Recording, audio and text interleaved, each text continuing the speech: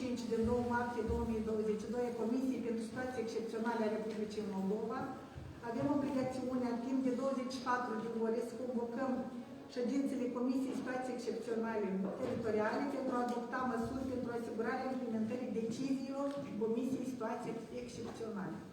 Prin decizia numărul 1, am fost abilitați cu dreptul de a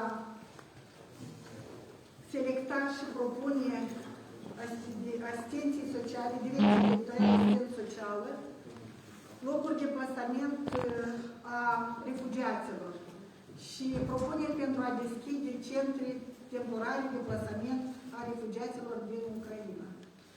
Astăzi propunem spre examinare ordine de zi. Primul punct. Cu privire la identificarea și analiza spațiilor ce pot fi utilizate pentru plasarea temporară a refugiaților. Raportor, doamnă Păunescu. A doilea întrebare. Cu privire la spațiile identificate, starea acestora și lista de necesități pentru amenajarea lor în corespundere cu regulamentul privind organizarea și funcționarea Centrului de Plasament Temporar pentru Refugiați. Raportori. Șefii instituțiilor care vor fi implicate în acest proces. A treia întrebare. Cu privire la evidența persoanelor refugiate cazate în raionul Soroca. Raportor Inspectoratul de Poliție. A patra întrebare. Cu privire la necesitățile refugiaților cazați, la persoanele fizice și juridice și posibilitățile de acordare a asistenței medicale și sociale. Cine este pentru ordine de zi? Rog, votați. Propun, stimați membri al Comisiei, să completăm cu două puncte. Primul punct, raportul celulei de criză și modificarea posibilă cu completarea celulei de criză cu societatea civilă, asta fac parte din celula de criză. Și al doilea punct este cu alocarea din fondul de rezervă a Consiliului Aeronal a cheltuielilor de cazare care au, adică, deci, cunoașteți, instituțiile hoteliere din municipiul Soroca acum dețin, adică fac față refugiaților din Ucraina și ar fi bine venit ca să fie discutat modalitatea cum a fost starea de urgență, pandemie și primul val în 2000.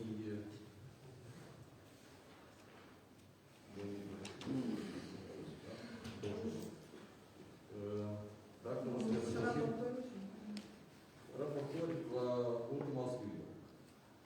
Privire la dare cu compensăm proprietului.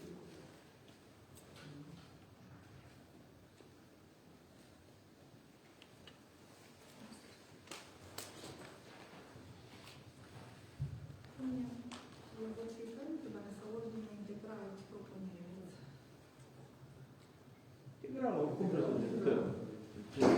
Cine pentru ordinea propusă, rog, votați. Putem prima întrebare. Doamna Stefana,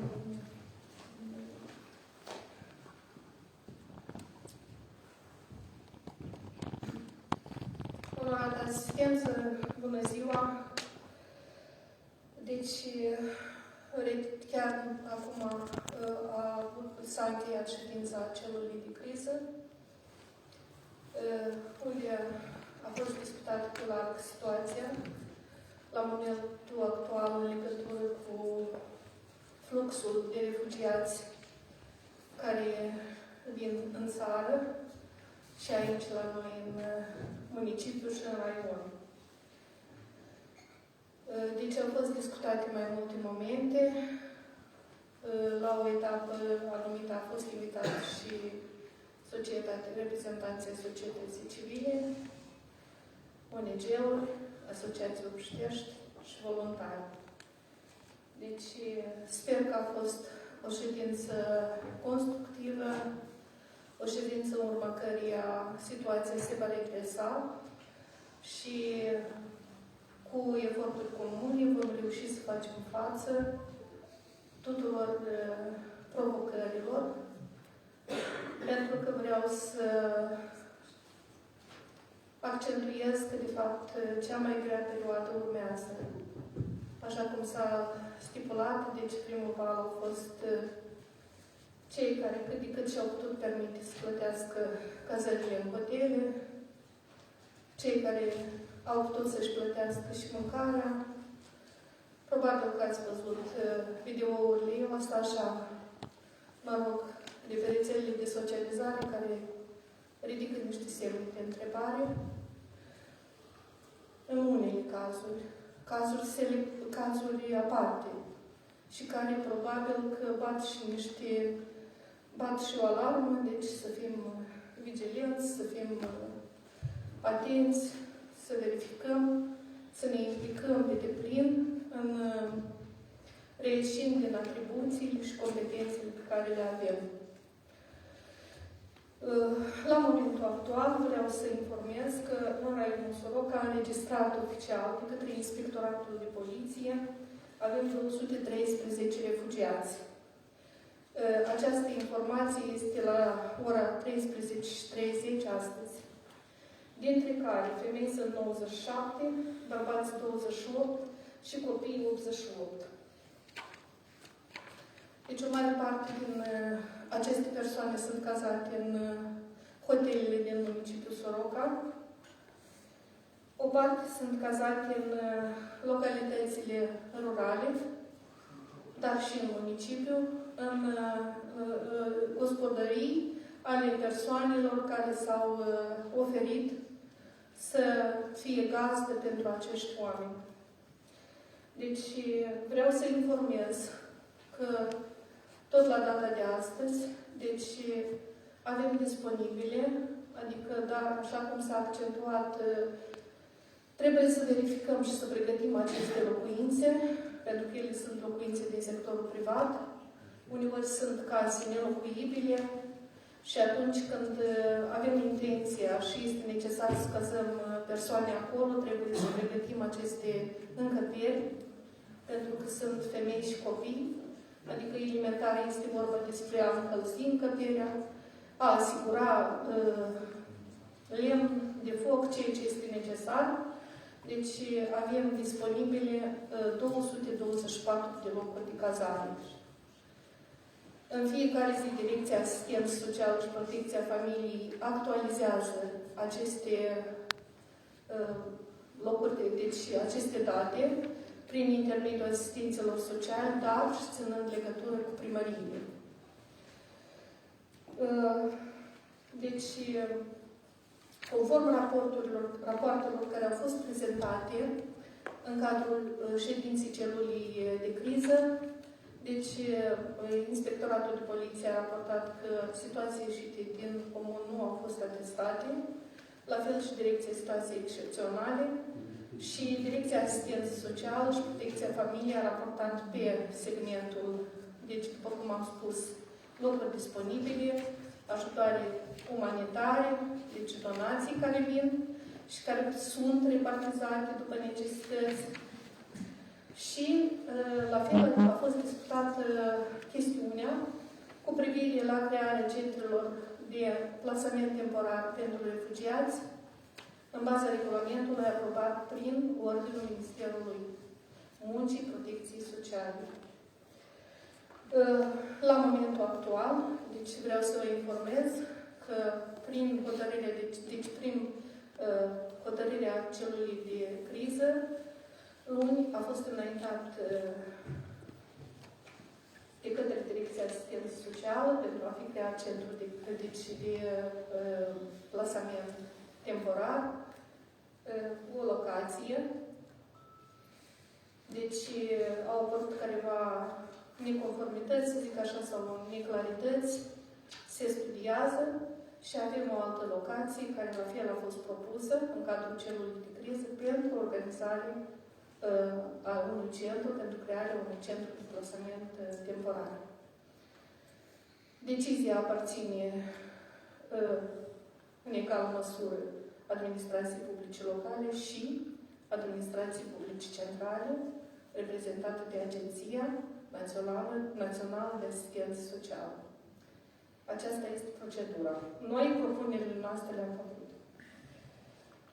Au fost depistate un șir de carențe în activitatea celulii de criză, Deci și această ședință comună ne-a oferit posibilitatea de a le scoate în evidență și de a trasa niște căi de rezolvare a lor.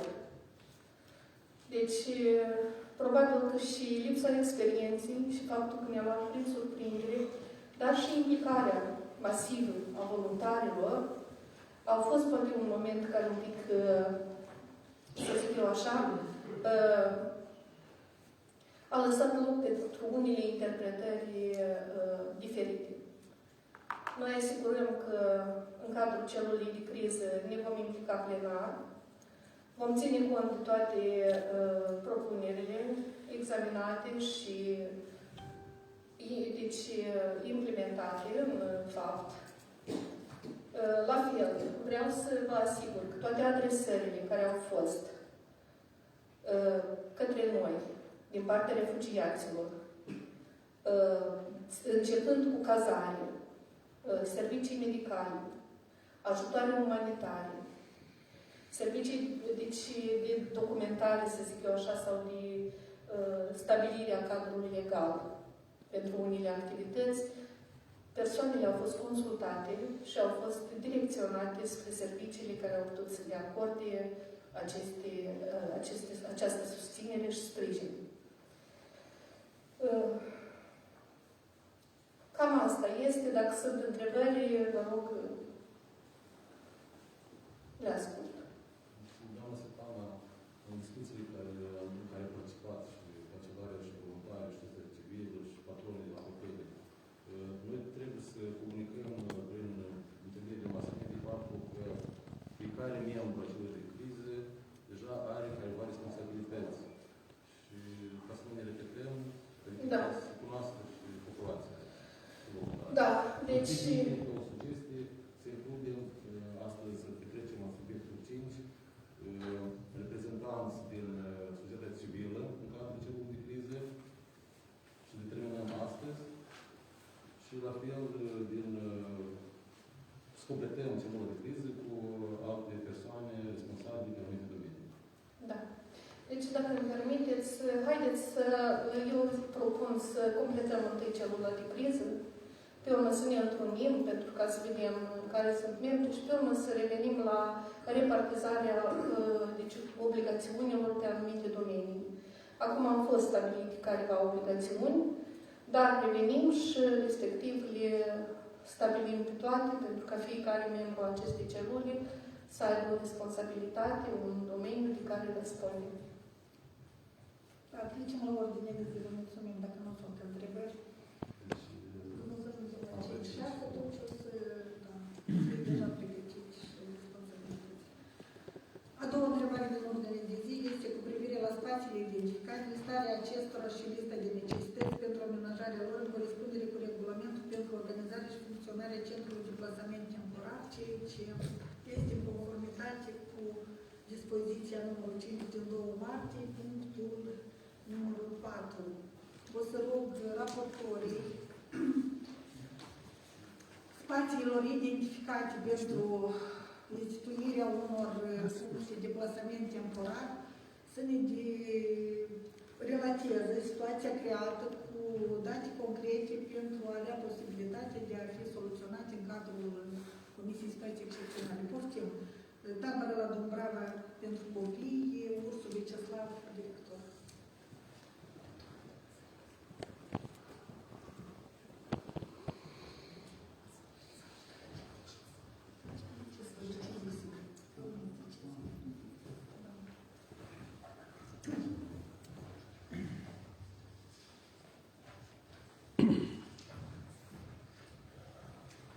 Stimați membri ai Comisiei de Stare Excepțională, la propunerea membrilor celulei, autorităților publice locale, instituțiilor cointeresate,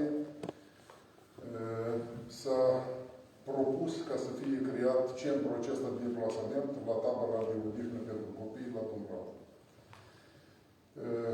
Studiind minuțios capacitățile și posibilitatea creării acestui centru, deci s-a depistat următoarele necesități anume legate de către utilajul care trebuie de urgență montat și adus în concordanță cu cerințele sanitare, epidemiologice, sociale și așa mai departe. Deci, în primul și în primul rând, deci avem 4 căsuțe noi, unde sunt amplasate deci baie, wc.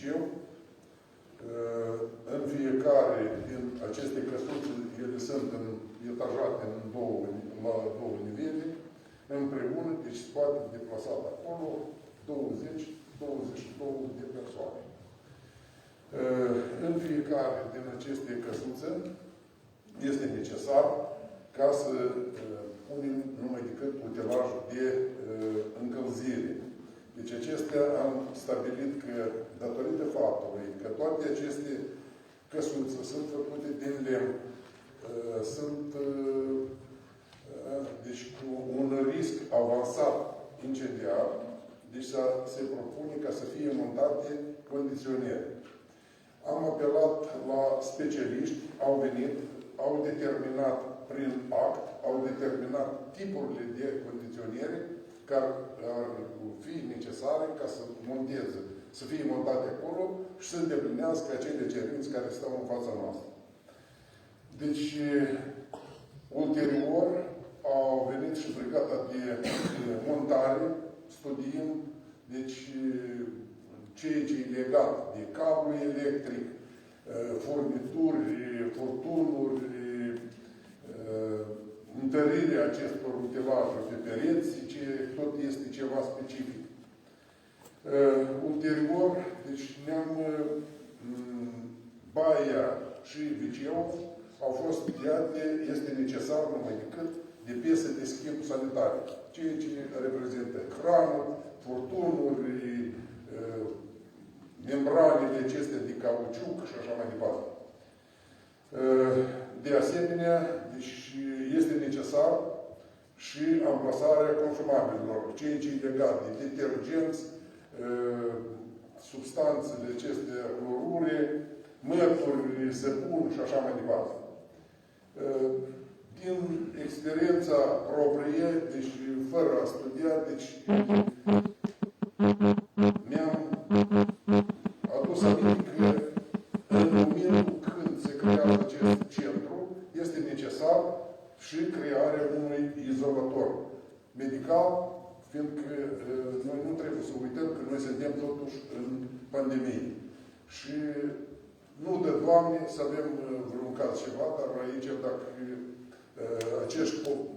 acești oameni vor fi în încăperi, deci spațiile sunt limitate, socot că este necesar numai decât și amplasarea, identificarea și amplasarea cu utilajul anume a acestui izolator.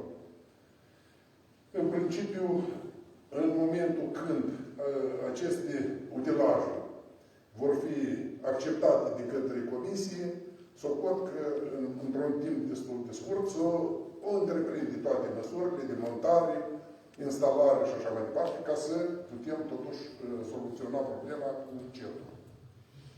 Poftim. Domnul raportor, întrebare de vostru, spuneți-mi, vă rog, capacitatea taberei și câte căsuțe sunt? Deci, noi la moment, la tabără avem 28 de căsuțe, dar căsuțe în stil european cu baie și cu wc-ul înăuntru, sunt 4 căsuțe. Număr. Câte locuri pentru refugiați? 84 am spus. 84-85 de persoane. Acum, lista de necesități a fost coordonată de Consiliul Social? Da, da, noi ne-am întâlnit la... am fost membru. Necesități pentru aducerea în condiții care se corespundă pentru clasare. Conform prevederilor dispoziției numărul 5, Comisia Centrală Secțională a Concurselor de Case Publice Locale, Comisia noastră, se va întâlni, va efectua analiza spațiilor ce pot fi utilizate pentru clasare temporară de refugiaților și va informa în termen 12 ore Comisia de Situații Excepționale despre spații identificate, starea acestora și lista de necesități pentru amenajarea lor și funcționarea acestora. Dar lista de necesități este un tabel. Nu, dar deci... Dau știre, nicio problemă. Deci condiționeri, 8 bucăți, prețul fiecăruia variază de la 18.500 la 19.200. Suma totală aproximativ 150.000. Lucrări de montare cu utilaje necesare, fortuni, completele plăcile acestea electrice, frigon, furtuni de servire, total 38.350. Cablu electric, P3 demulțit cu 2,5, deci am în vedere 3. Suma la un metru e 16 lei 70 de bani, este necesar de 3.507 lei. Piese de schimb sanitare, cran, furtun, sifoane, gumele acestea de cauciuc, în total 11.850. Consumabile, detergenți, săpun, mături, suma de 2.400. Și materiale și medicamente necesare pentru izolator. Deci, ceea ce am găsit eu fugitiv, așa, fiindcă nu sunt specialist în domeniu, deci de 8.740 de lei, undeva minimum ceea ce ne trebuie nouă acolo. Total suma? Total suma se primește 215.000. Dar, stimați membri, vă aduc la cunoștință că ieri, după ce am ieșit de la celulă, am plecat pentru a mă identifica cu prețurile la magazinele din orașul Soroca. Era un preț astăzi, la ora 11, și prețul s-a mărit cu 15%. Deci eu, toate sumele acestea sunt sume aproximative. Eu vă rog ca să nu... Eu cred că aici am un pic exagerat, deoarece ar putea interveni din cadrul comisiei, este cineva de la rețele electrice. Deci, după câte cunosc eu, sunt careva rezerve de cabluri și toate cele necesare pentru a conecta aceste condiționeri. Și atunci, de risc de cheltuieli, s-ar mai reduce un pic. La fel, din detergenți, da? Da. Nu sunt stocuri la careva, eu știu, în cadrul Consiliului Regional, domnul Chiroșca sau... Nu spun. Ok. Bun, asta dar o să fie... Eu cred că ar putea fi o discuție în cadrul celulei de criză privitor la mâine, da? Da.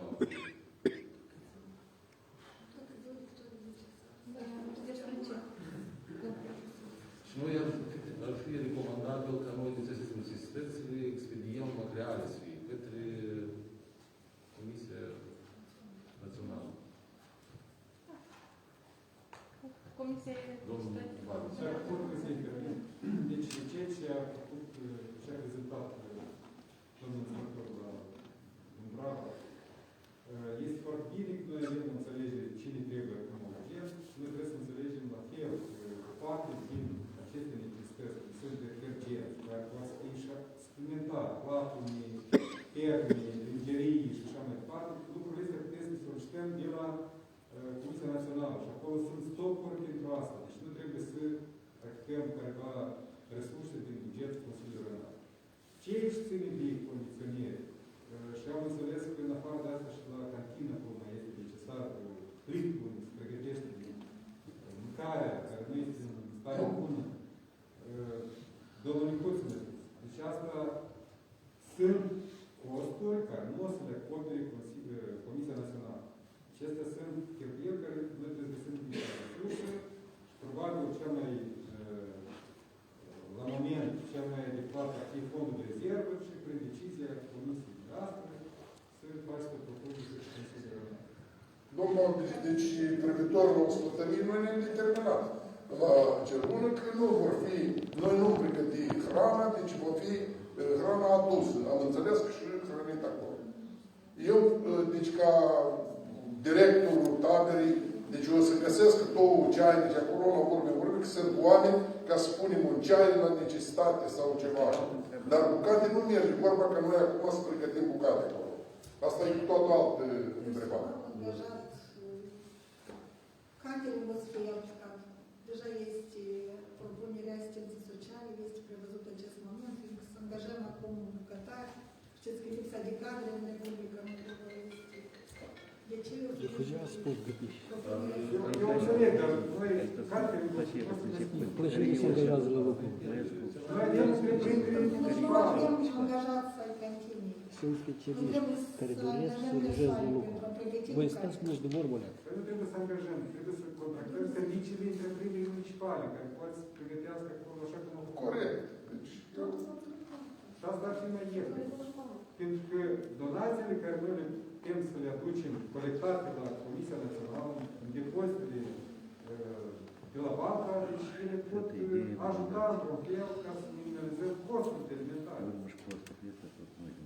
Deci, după câte este o concluzie așa, sunt cheltuieli care pot fi compensate de către, adică necesități care pot fi compensate de către Consiliul Raional și sunt necesități care pot fi aprovizionate de către la centru, care se regăsesc în depozitele naționale.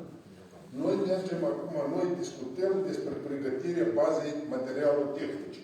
Noi nu vorbim de chestiuni ceea ce e legat acolo, de hrană și așa mai departe. Deci începem cu toate alte întrebări. Deci merge vorba despre pregătirea bazei materialului tehnice. Deci, până mâine, poate fi deja o claritate cu necesitățile date. Sau voi ați contactat cu devizul ăsta de cheltuieli? Deci, eu am înțeles ideea dumneavoastră, niciuna din întreprinderile comerciale nu au refuzat astăzi ca să-mi dea devizul oferta. Veniți, ați plătit, ați luat bani.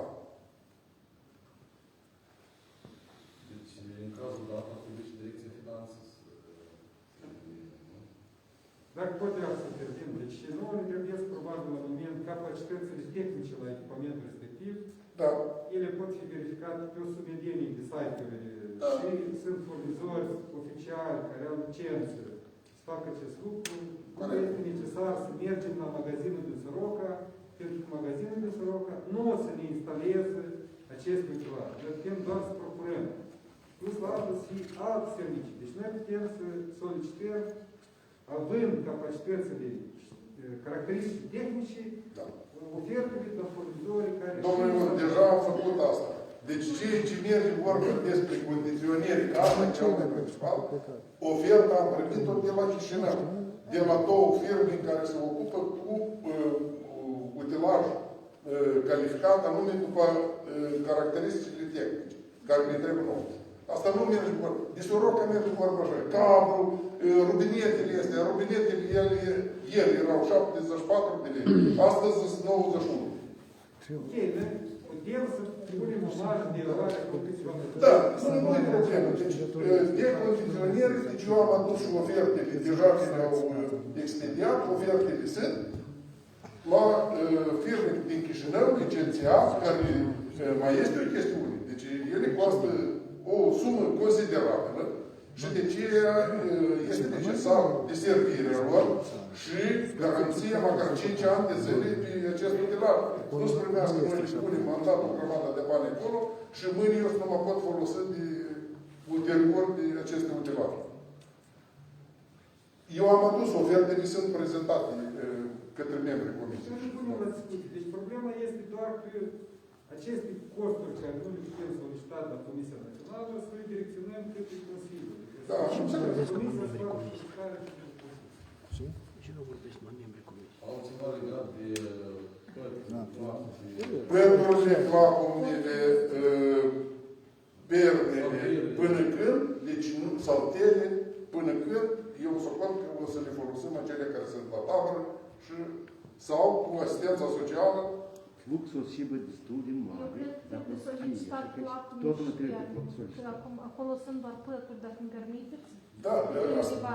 Și eu cred că o solicitare ar trebui să fie plapumile. Deja asta cu asistența socială, că doar aceleași prostii și așa mai departe, ele o să trebuiască schimbate. Noi nu le putem să trăiască ca situația cu baia. Cu baia lucrează, baia va lucra în fiecare căsuță. Acolo sunt boilere, deci am întreprins toate măsurile pentru ca ele să fie, să lucreze. Riscul cu temperaturile minus nu există.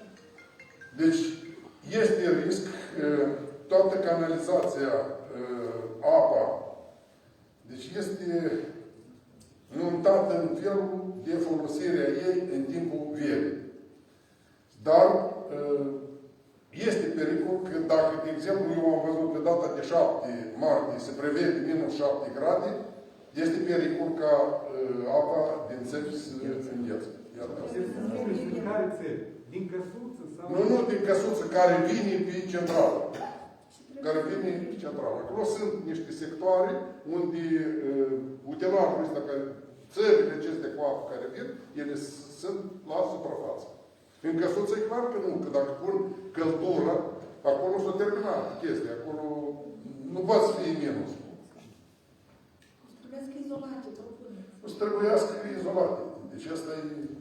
Domnul, eu mai am o propunere. Deci vă rog să includeți în lista necesităților pătupuri pentru copii, pentru că o să aveți probabil refugiați care vor fi mame cu copii mici. Am înțeles. Și atunci poate chiar să le aveți un stoc și atunci ele pot fi puse acolo unde vor fi mame de cazat. Putem? Plapume, e clar că eu n-am inclus aici plapume, din considerentele că ulterior, deci dacă la prima necesitate, iată, de exemplu, astăzi vin oameni, eu spun așa, reiterez chestii.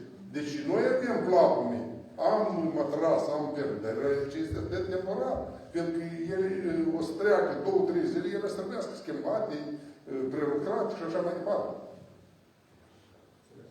Condiții mai perfecte pentru mame cu copii mici sunt planificate la centrul multifuncțional împreună.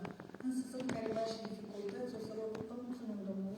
Da, vă mulțumesc. O să rog șefa centrului împreună să ne aducă la cunoștință care este situația pentru a avea posibilitatea de a deschide și la dumneavoastră în instituție centru cu 25 de locuri.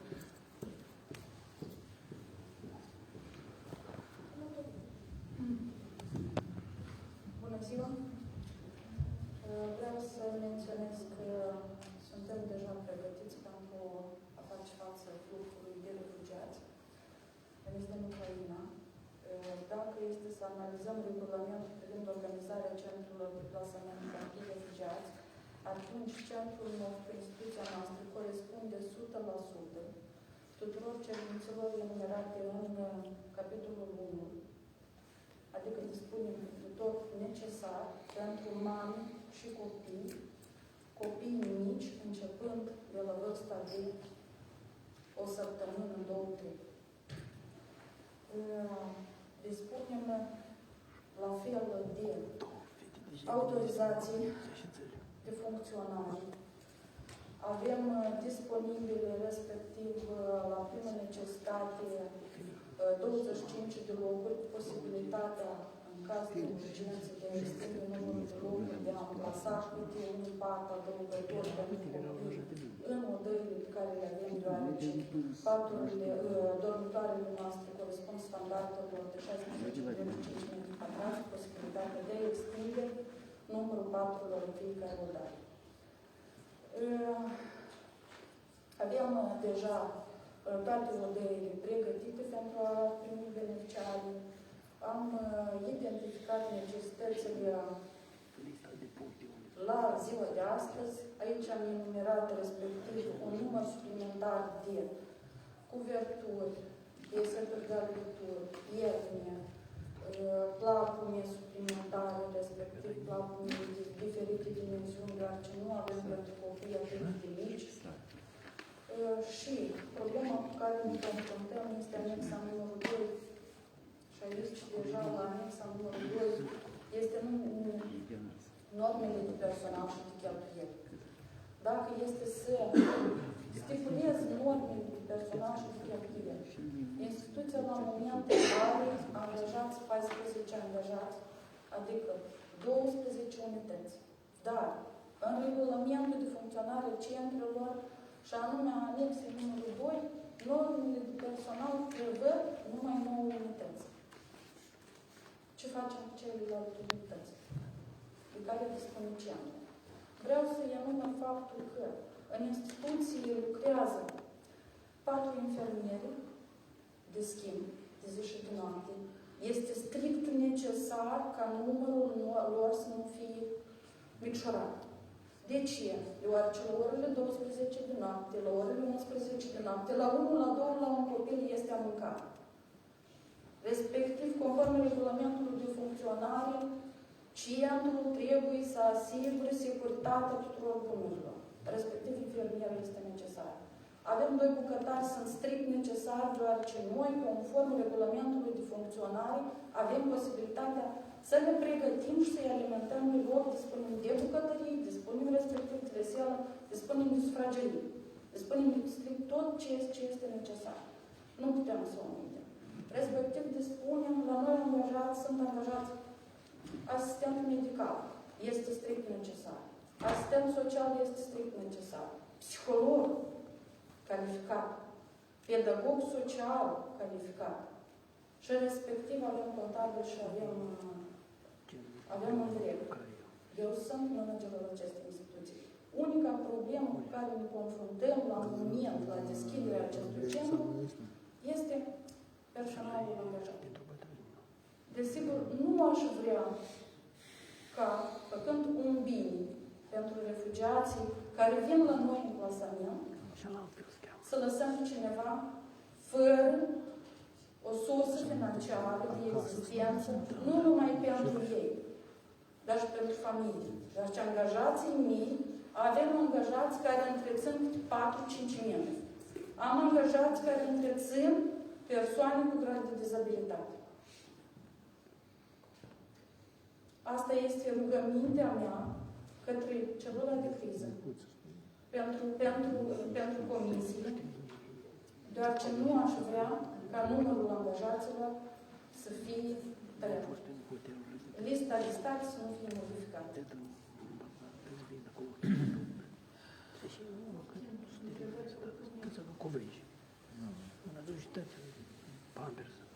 Foarte bine să analizăm și a treia ofertă de partea colegiului de artă și la urmă să facem o concluzie, determinăm concret, în raport.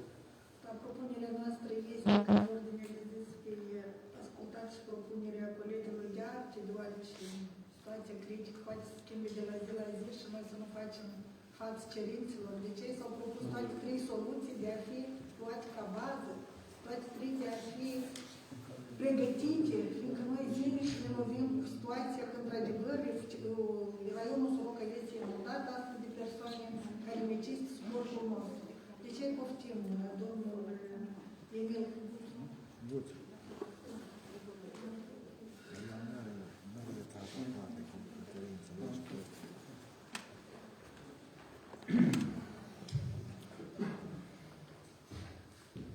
Bună ziua! Referitor la Căminul Colegiului de Arte, pot să menționez că am avut ședință în cadrul organizat de Ministerul Educației și Cercetării, domnul ministru, și mi s-a adus la cunoștință ceea ce putem face și cu ce putem contribui. Situația la Cămin este că centrul de plasament nu poate fi organizat acolo, deoarece sunt elevi și din numărul de 200 de locuri care este capacitatea Căminului, 170 de locuri sunt ocupate la moment. Ceea ce am identificat noi, la moment, avem 4 odăi pentru 12 persoane pentru plasament temporar. Adică aici și odăile astea sunt la nivele diferite. Mai încercăm, dar am putea să mai eliberăm când mai avem, dar e problema paturilor. Dacă o să fie posibil, am putea să extindem până la 30, cel mult. Dar 12 locuri, la moment, sunt cu paturi care așteaptă, chiar în orice moment pot să vină să cazeze. De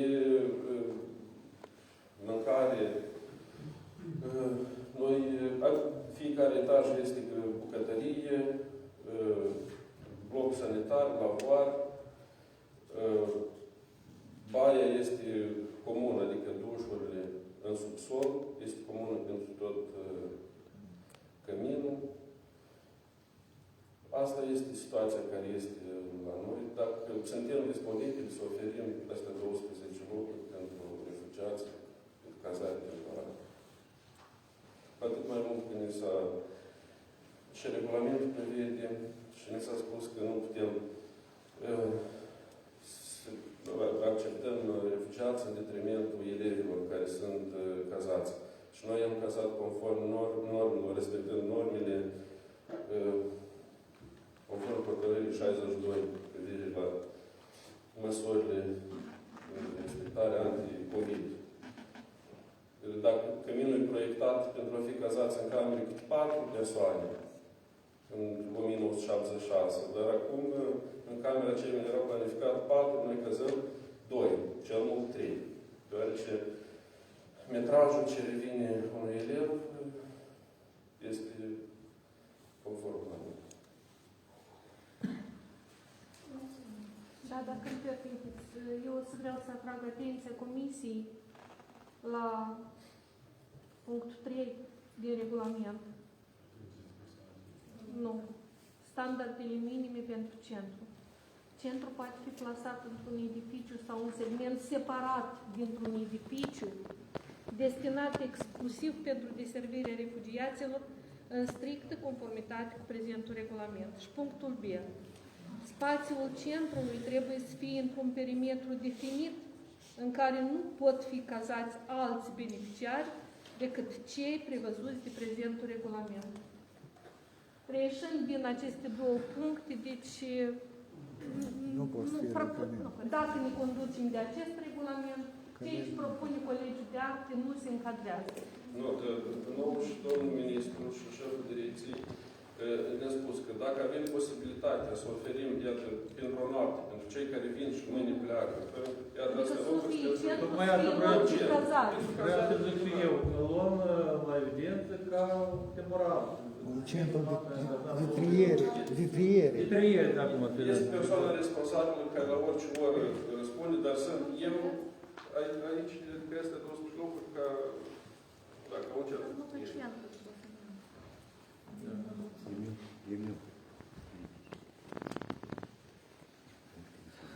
Trecem la următoarea întrebare. Trebuie să luăm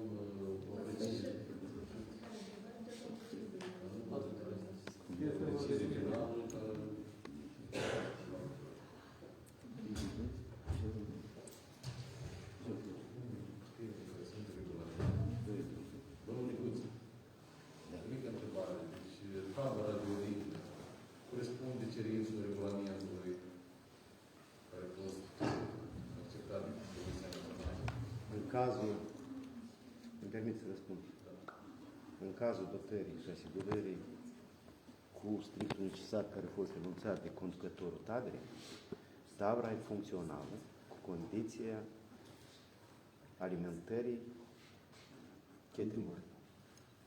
Pentru că noi nu o să avem posibilitatea, adică 75 de lei pe zi, asta altfel, în direct bucătărie de acolo, puțin probabil să putem obținem autorizație de funcționare la etapa actuală. Având în vedere că 2 ani nu funcționează. Domnul Ursu. Da. E corect ce spun? Da, nici nu sunt sigur. Deci, cu atât mai mult, eu vreau să vă anunț că am făcut inventarierea în noiembrie-decembrie. O parte bună din tot totilajul acela am pregătit materialele pentru Consiliul Raional la decontări. Și necesită cumpărarea utilajelor nou. Adică asta nu e problemă care se rezolvă în dată. Da. Da, deci, La altă etapă am putea să...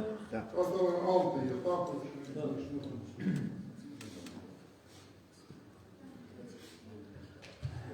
Eu vreau să Poftim, este propunem ceva.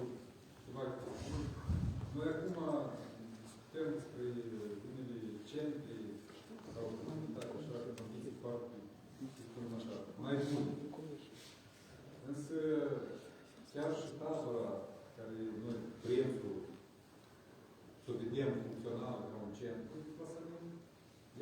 numărul de locuri nu o să fie suficient. De asta eu vreau să analizăm și alte oportunități, cum este dubli spațiul, sau cum îi spunem noi, da? Care a fost închis, e pus la conservare. Da, poftim. Domnul Tănăs s-a ocupat personal de problemă. Da, stimați colegi, vreau să vă informez că împreună cu doamna Păunescu ne-am ocupat de ceea ce numește fostul spital tuberculoză și acolo este un dezastru total. Podele, văd că stricate, geamuri, bate vântul. Acolo trebuie o investiție de sute sau poate chiar mai multe. Deci, decade. Chiar cine dorește poate să meargă să vadă. Nici duș nu e. Da, dar e o mizerie totală. Acolo păreți au rămas. Atâta tot. De la sat, cineva care a avut chei, bănuiesc, că au mai intrat, au mai... El a fost la formasă, cum e posibil? Păi trebuie de clarificat, chiar o să clarificăm chestia asta. Noi avem un om responsabil la noi în Consiliu care are cheie împlinate. Dar asta... O să mai vorbesc.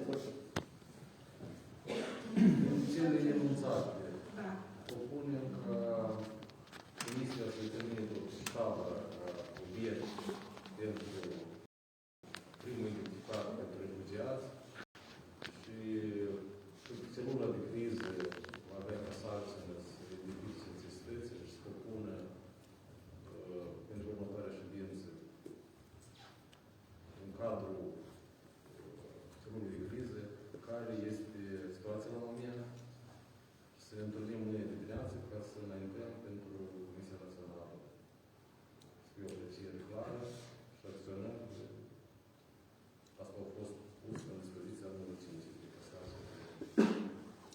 Da, este numărul 5 la dispoziție. De ce astăzi suntem obligați să ducem în concordanță toate dispozițiile Comisiei Situații Excepționale și conform cu dispoziției numărul 1 s-a solicitat, spunem, la dispoziții spații ce pot fi utilizate, de ce se propune pentru a fi pus la vot propunerea de a se propune la dispoziția asistenței sociale teritoriale spații ce pot fi utilizate pentru plasarea temporară a refugiaților din Ucraina, după cum urmează tabăra de odihnă pentru copii la Dumbrava, și a doua oportunitate, centru multifuncțional. Sau ne abținem? Mergem și. Ambele. Noi propunem, evident, de noi să fie utilizat. Pentru că dacă Consiliul Regional, ori Comisie, merge cu propunerea ca centru multifuncțional să fie pus la dispoziție și să acționeze în calitate de centru, sunt unele lucruri, având în vedere statutul instituției publice subordonate Consiliului Regional, ca autoritatea publică locală din nivelul 2 să asume unele cheltuieli pentru a nu face inconvenienți pentru aparat, pentru persoanele angajate în cadrul instituției respective. Eu sper că la toți le este clar care sunt urmările. Adică aici e vorba de cheltuielile bugetate pentru instituții la nivelul actual să fie păstrate. M-ați înțeles, da? Nu, atunci și în cadrul... Nu, anume asta. Serviciile vor fi prestate de instituții, nu finanțate prin intermediul direcției ca centru formal. Eu vreau să se înțeleagă toate consecințele, adică și responsabilitatea care Consiliul Regional, fie prin intermediul... Propunerea de la reprezentantul Cancelarei de Stat, a doua oportunitate să ne abținem. Corect. Eu susțin numai primul. Tabăra de odihnă pentru copii la Dumbrava. Cine este pentru această propunere, vă votați.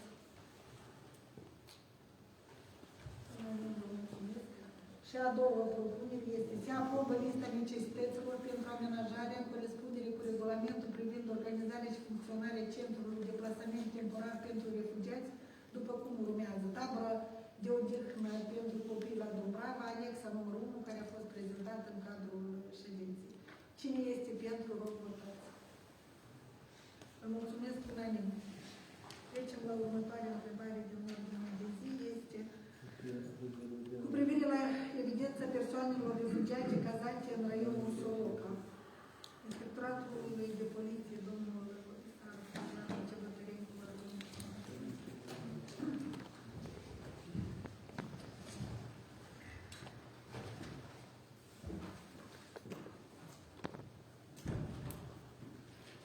asistență, bună ziua.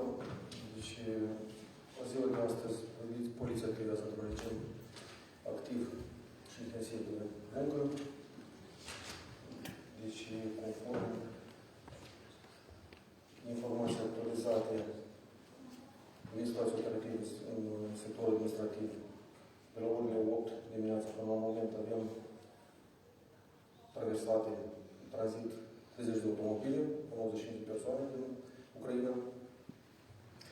Deci o să vă duc la cunoștință totodată și locurile de plasament temporar a refugiaților. Deci la moment, în total, sunt 208 refugiați, 1096, bărbați 25, copii 87. Deci hotelul central, municipiul Soroca, femei 9, bărbați 3, copii 14. Deci hotelul Vila de Nord, sunt 10 femei, 4 bărbați, 8 copii. Hotelul Europa, sunt 17 femei, 2 bărbați, 19 copii. Hotelul Nistru, sunt cazați 2 bărbați, 6 femei, copii 0. Baza de odihnă Zăvoiul Nistru, 22 de femei, 4 bărbați, 14 copii. Baza de odihnă Volna, o femeie. Deci, totodată sunt cazați și în localitățile rurale, în sate, la persoane fizice. Deci, după cum urmează, satul Stoicani, 2 femei, un bărbat și un copil. Satul Lăsăncău, 3 femei, 4 bărbați, un copil. Satul Ruti, 2 femei, un bărbat și un copil. Dărcăuți, 2 femei. Satul Bădiceni, 2 femei și un copil. Satul Iarna, 2 femei, 4 copii. Satul Căminciuc, o femeie și un copil. Oclanda, 2 femei.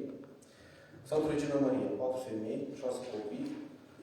Satul Schinin, 2 femei, un bărbat și 2 copii. Satul Rubența, 3 bărbați, 3 femei, un bărbat și 7 copii. Satul Cosăuță, o femeie, 4 copii. Satul Iurie, 4 femei, un bărbat și 3 copii. Și satul Cureșița, 9, o femeie, un bărbat și un copil. Deci, totodată vă informăm că situația operativă în teritoriul de securitate este una stabilă. Deci, la momentul nu sunt înregistrate careva incidente și destabilizarea securității publice. Poftim, sunt întrebări?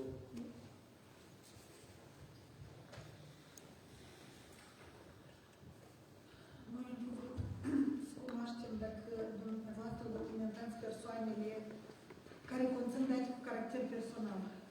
Fiindcă noi sunt aplasați pe teritoriul raionului 200 de persoane, dar identificate aceste persoane sunt sau nu sunt?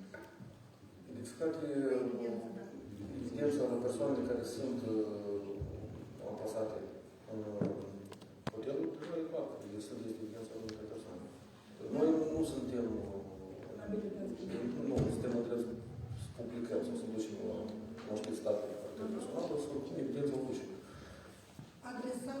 Adresări oficiale în autoritățile publice locale despre careva situații excepționale nu avem, însă din rețele de socializare se vehiculează că pe lângă situația critică și persoanele în dificultate suferă și cetățenii Republicii Moldova. Suntem îngrijorați pentru locuitorii raionului care prestează astfel de servicii. Ca să nu fie jăsluiți, ca să nu fie... Deci, pentru asta și există poliție. Da, am vrut să cunoaștem atunci, spuneți-ne, vă rog, cum monitorizați la persoanele plasate la persoanele fizice din teritoriul administrativ? Păi asta e întrebarea cu dumneavoastră. Păi, noi nu cunoaștem persoane, noi nu avem... Dumneavoastră trebuie să ocupi celula de criză, nu poliție. Nu sunt abilitați cu asta de dreptul ca să ceară cetățenilor buletinul. Noi monitorizăm și cunoaștem. Pentru o familie sunt plasați 9 persoane. Dar datele cu caracter personal. Există protocoale, doamnă. Păi asta și vrem să cunoaștem. Se monitorizează, să cunoaște situația. Dați informația la poliție și o să monitorizeze. rugăm să colaborați cu celălalt de propaganda criză. aici. Pentru că aveți mesajul propagandist și asta e urât. Noi suntem obligați să asigurăm și cetățenii Republicii Moldova. Noi avem Asigurați soluții. certeză și numără de criză.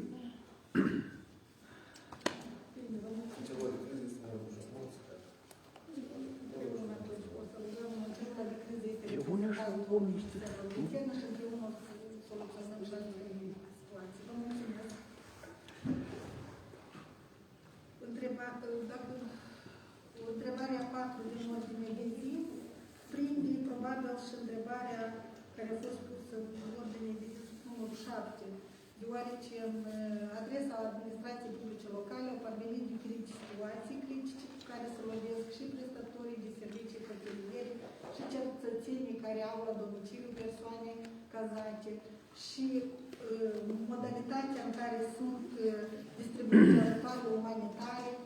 Deci eu să rog președinta celulei de criză să ne aduceți la cunoștință care situații aveți create și cum am putut prin decizie să ajustăm aceste situații.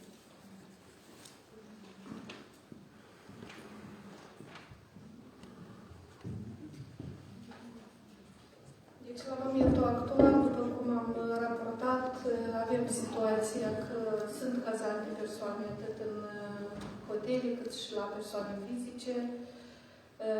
Celula de criză este o structură care are în componență reprezentanți ai diferitor instituții de stat, deci inclusiv reprezentanții Inspectoratului de Poliție, cu care noi colaborăm și care, de fapt, ne furnizează informația dată despre care am raportat și eu cred că așa este corect. La fel, în celula de criză avem reprezentant al Poliției de Frontieră, care la fel vine cu raport și ne expune situația de segmentul dat la fiecare ședință. Din celula de criză face parte reprezentantul sau șeful Centrului de Sănătate Publică și ne străduim prin intermediul acestei structuri să monitorizăm așa cum în limita competențelor. Din celula de criză face parte deci șeful Direcției Asistență Socială și la fel conform competențelor raportează. Am avut și astăzi o ședință, după cum v-am spus. Deci nu este exclus și am înțeles că astăzi va fi propuneri că să mai facă parte cineva din această celulă, din partea societății civile. Eu vin aici cu o propunere să includem aici și o persoană din sistemul deci care va reprezenta medicina primară, fie șefa Centrului de Sănătate Soroca, fie un alt reprezentant. Presupun că în cadrul celulei de criză ar trebui să fie și cineva de la Spitalul Raional Soroca. Acestea sunt propunerile mele, după ce s-au evaluat cât de cât necesitățile și situația. Cred că putem avea încredere în informația pe care ne furnizează Inspectoratul de Poliție prin reprezentantul său, Vasilache, care este membru al celulei de criză. Putem avea încredere. Domnul comisar. Da, putem. Așa este. Deci, eu consider că informația furnizată de poliție este oficială. Nu știu cât ea este de... Pentru că situația, după cum am zis, schimbă într-una. Noi pe asta ne bazăm și dacă nu este bine, o să ne corectăm. La momentul actual, oferirea de servicii sau prestarea serviciilor pentru persoanele refugiate, cele care s-au adresat la noi și noi rugăm și voluntarii și toți cei care să se adreseze, niciunul nu a fost refuzat, atât de a îi se acorda asistență medicală, cât și asistență socială. Și îndemnăm încă o dată societatea pe această cale să se adreseze, pentru că chiar dacă poate nu este stipulat așa legal, toți absolut sunt gata să acorde ajutor, adică fie consultanță la medic, fie acest amatur, fie copil. Astăzi avem vaccinate 3 persoane care au solicitat. Mâine mai solicit 3 persoane să fie vaccinate. Adică ne străduim să asigurăm lucrul acesta. Dacă va fi creat acest centru de plasament temporar, evident că va fi mai ușor să gestionăm toată situația în ceea ce ține de acordarea serviciilor și vom avea și o bază legală ca să facem acest lucru. Dar vă zic încă o dată că voluntar, deci de bunăvoie, toți medicii, toți absolut asistenții sociale, adică sunt implicați. Acolo unde a trebuit pachete, unde au fost cei ce am cunoscut noi. De azi înainte, cred că vom cunoaște mai mult și ne vom implica mai plenar. Asta e, dacă aveți întrebări. Eu o să încerc să vin cu propuneri, doamna președinte, doamna Păunescu, cei ce s-a discutat la celulă de criză, anume de a determina clar responsabilitățile între membrii celulei și eu cred că aici trebuie să propunem lucrul acesta, adică să nu lăsăm pentru altă dată, pentru că altă dată nu o să fie clar când o să fie și de ce ar trebui să fie deja. Și voi aici aveți posibilitatea să stabiliți clar. Și s-a discutat și s-a propus ca să fie distribuiți pe domenii. Domeniul de cazare este responsabil domnul Nicuță, așa cum am propus noi. Ca exemplu, eu vedeți că acum transport domnul Tănase și respectiv domnul Tănase trebuie de adăugat în celula de criză.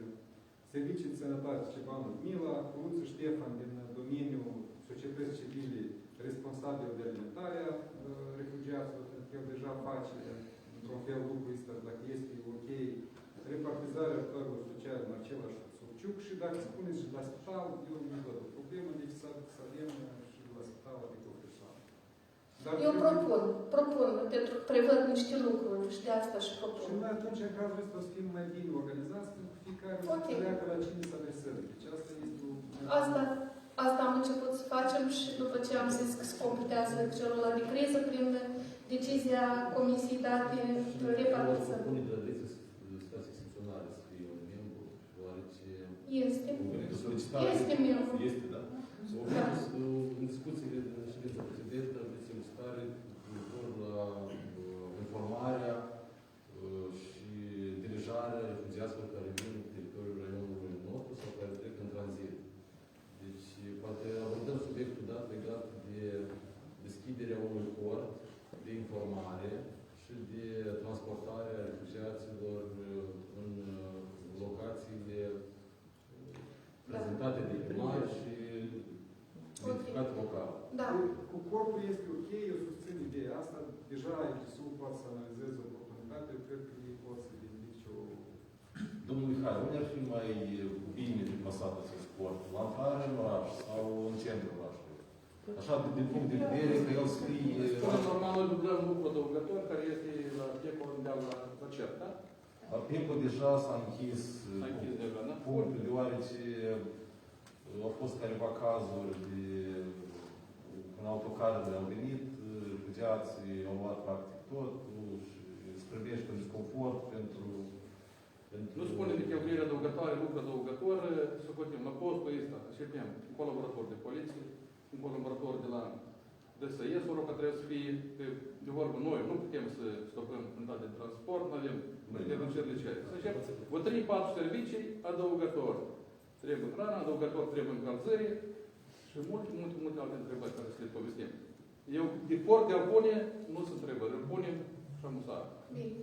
Dacă permiteți. Adăugător, dacă dați voie cu propunere și ține de celula de criză, dar întrebăm de numărul de persoane care, unul pe altul, dimineața polițistul trebuie să la toate hotelurile să-i numere, care nu mai ajungem la un numitor comun. Cum facem și cu spitalul raional, cum facem și cu centrele care sunt, care ne dau informația permanentă. Seara la ora 20, sună diferent, că la poliție, că la DSS Oroca, ne sună și ne spun. Noi în seara în hotel avem 33 de refugiați.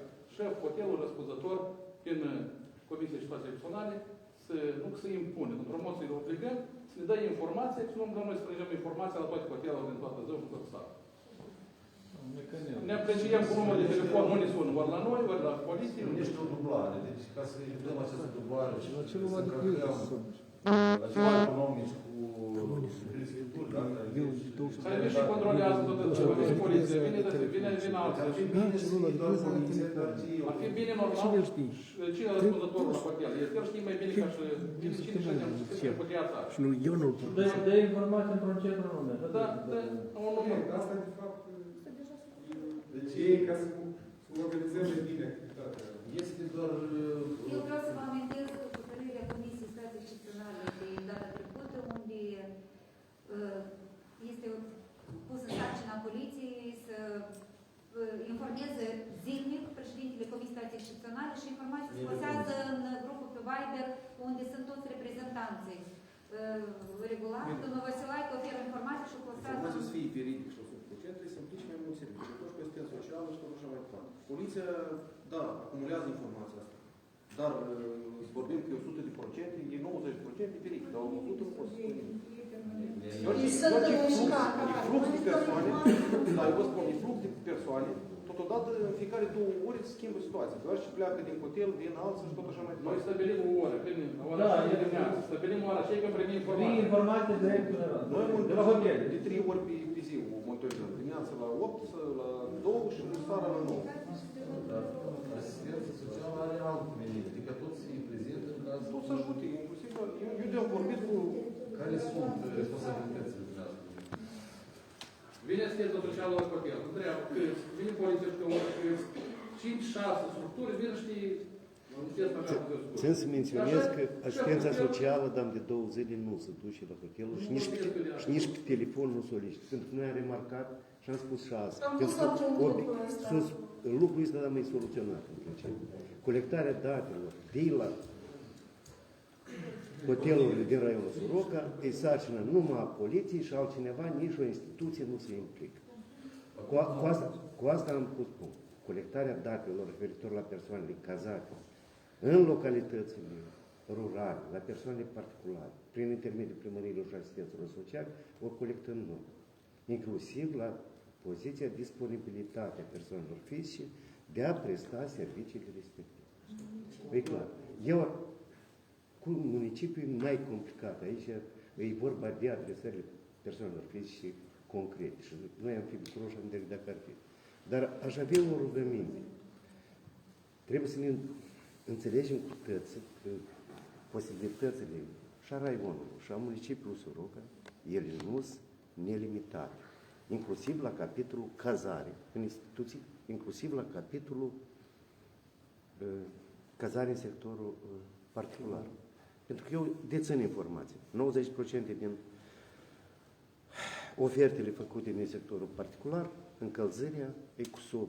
Adică persoanele trebuie anticipat informate ca să pregătească localul și așa mai departe. Aici e vorba de o coordonare. Când voluntarii se implică, eu nu spun de persoane care vin particulare, dar când voluntarii se implică la ajută, la transportarea persoanelor respective, anticipat trebuie coordonate chestiunile. Este posibilitate, ori nu e posibilitate. Ca după aceea noi singuri creăm probleme. Eu spun, nu ca obiecție, dar spun la capitolul că ar fi bine așa să spun. Mulțumesc. Păi de asta eu am zis că trebuie o persoană care să fie responsabil de cazare și la și posibilitatea avem reală. Da. Când vine el cu un grup de cetățeni refugiați de la Pană, eu vă sun dumneavoastră, în Soroca. El trebuie să sunim tăi înainte de. Este posibil, ori nu? De asta și zic. Este de pildă... să contacteze. Nu, este de pildă țară. Are 30 ori 40 de locuri acum libere la momentul de față, unde are statut de centru oficial de la Chișinău. Și de asta am trebuit să dați un răspuns prompt. Eu vreau să vă zic că noi, probabil, prea, nu știu, căutăm foarte multe condiții, acum la Manieș se amenajează ca un centru de primire refugiaților, dar de o sală, pur și simplu, unde făceau sport. Sportivii noștri, spun patul și asta e tot, pentru că o să fie fluxul, deja fluxul vine foarte mare.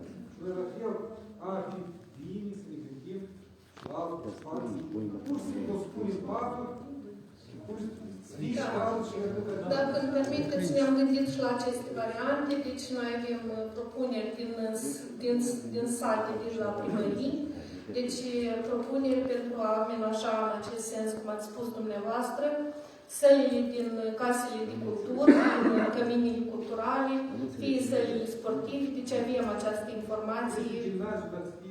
Da, deci noi avem toată informația în caz de necesitate, noi putem, adică să pornim pe plus la asta, noi avem aici în municipiu, mi se pare că 3 sau 4 locații, unde la fel, deci pot să enumer, este vorba despre 2 locații ale școlii sportive municipale, este vorba despre o locație a școlii sportive raionale, cu care s-a convenit de acum în caz de necesitate și este vorba despre centrul de venire.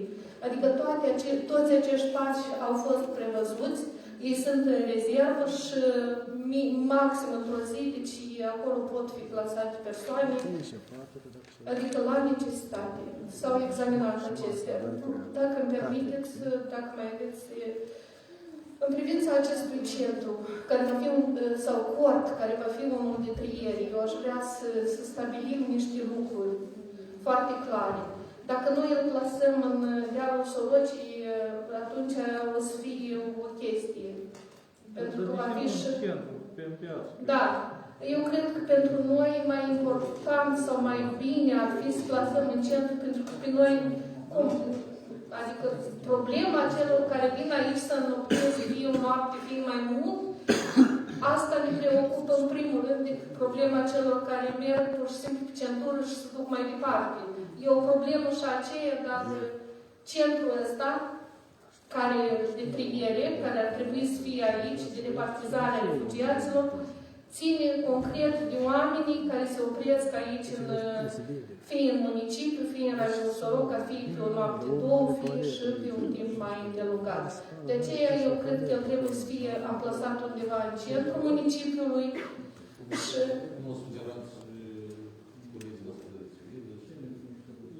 Da. Deci și respectiv să fie persoane de la Poliție, Direcția Situații Excepționale, care să gestioneze acest flux. Asta este, dacă mai sunt întrebări profunde.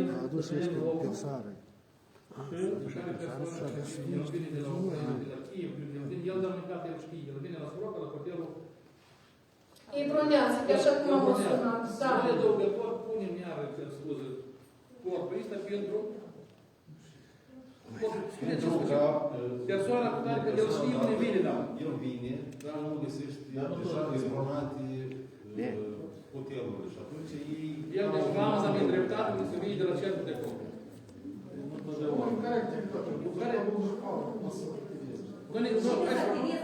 Ce se activează? Persoane dăugătoare nu sunt la serviciu. Cine se activează? Propun voluntarii să se propună și să facă un serviciu în Eu deodată de acum poate și plus și serviciile. Care treabă să faci aici așa? Noi. Și nici nu s-au făcut repartizarea lor. Vin la mamă, acolo să fie. Și aici trebuie să Este acolo contact la voluntari, cu voluntari și domnul Nicuț. Eu cred că aici totuși nu trebuie să ne gândim un pic mai eficient.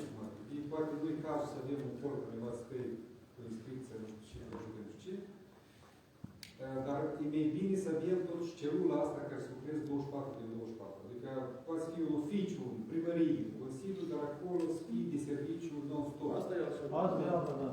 Și atunci e mai eficient, așa, pentru că oamenii pur și simplu să aibă unde telefona și cineva acolo să Eu să organizăm și la noi, putem să organizăm și în Valea Consiliului Regional la primărie, unde spunem că acolo... Închidă un pic și ala acolo, să se Mai bine să încăperea voastră, să punem în pericol personal. Da, domnul Nicuț, șef, sectorul de serviciu. Asistent social. Permanent. Dacă mă oferiți un... Mă pot să intru cu situația cu pandemie la primul etaj, la asta la primărie, aparte. E mai ușor de găsit, e centrul orașului, primăria tot o știu, lădează dacă acolo undeva... Primăria orașului, centrul orașului, tot o știu, pentru cei refugiați în Ucraina de-au clădiri... Hai, lasă, oricum, ce se întreabă, da. Oricine întreabă, dar întreabă unii Unii pompieri. Greu de spus. Haideți să ne gândim. Deci e vorba de acei care s-au dus Eu vă spun că la motivul ăsta plină să nu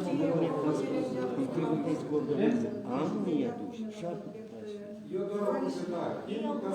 Ca să cunoască mai multe lume despre celula asta, de exemplu, un cabinet, da? Din la etajul 2 sau 3 sau 5, nu contează. Ar fi bine, unde avem punctele astea, unde se opresc benzinării, să punem o informație de contact. Adresa centrului de grijă de sănătate. Da, noi elaborăm acum variante care să fie repartizate. Primările să fie și Da. Da, vom Eu spun probabil posibilitatea asta. Produsele astea, pentru că noi înțelegem că asta este un prejudiciu pentru ei, nu au să aibă vânzări. Și eu nu cred că eu să accept în continuare. Dar o informație cred că eu să accept, să punem acolo despre... Poate un banner. Un mic banner de o culoare așa mai aprins, cu un număr de telefon. Da. Dar în celule de criză să aibă un stop cu persoane de serviciu. Adică asta e elementar. Da, bine. Dacă nu mai sunt întrebări. Deci cu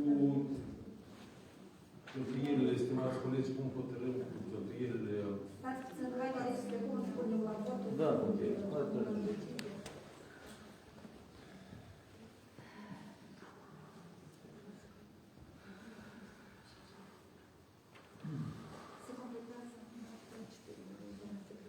Se completează celula de criză cu următoarele persoane. Tănase Iure, vicepreședinte al raionului Soroca, reprezentant al societății civile, fost propus părintele Sorin Holuță la celula de criză, dacă nu e altă propunere sau... Doamna Păunescu a propus reprezentant al unei instituții de reprezentare publice Centrul Sănătate Soroca. Ceva numit? Eu cred că nu, haideți, poate reprezentant să fie, fiindcă ei o supărat pe greu. Nu se delegează pe cineva, da. Reprezentant și noi să-l introducem de acum în celulă ca nume. Telefon de contact și ca... Păi da. Care intervin mai foarte reprezentant să fie, de la. Se obligă membrii celulei de criză în timpul imediat următor să stabilească responsabilității fiecărui membru. Ideea ar fi că dumneavoastră întâlnească și să publice aceste date de socializare pe... Cine ești pentru această decizie, vă votați? N-ai să ai unde faci ședință. Dacă îmi permiteți, deci, stimați membri ai comisiei, stimat reprezentant al Cancelariei de Stat, domnule deputat, eu aș propune ca președinte al celulei de criză să fie numit domnul Tănase, deoarece au fost anumite momente care țin de din partea societății civile, despre felul în care eu știu că pe mine sunt foarte sensibil la critică. Nu, dar eu mă retrag și am toată încrederea dumneavoastră și o să fiu alături, dacă vreți să fiu un vicepreședinte a dumneavoastră, o să fiu, probabil, și o să mergem. Nu. Eu am înțeles, noi toți am primit un pic, au fost o dezvăntuire din partea societății civile, în mare parte pe, cum zice, argumentată, dar noi trebuie să mergem înainte să facem treabă. Mulțumesc. Cred că e idee bună și vă rog să o susțin. Nu, eu mă retrag. Rămân mâna dreaptă, cum vreți. Nu. Doamna Păunescu, poate în cadrul celulei vom discuta întrebarea. Dar nu, asta se face aici, dar haideți, doamnă, chiar. Pentru ca să fie lucru mai eficient. Și eu recunosc, deci foarte conștient îmi retrag candidatura mea. Dar nu aveți dumneavoastră pe dreptul, suntem în stare de război. Activitatea celulei de criză. Și cred că așa va fi foarte bine. Nu. E bine așa.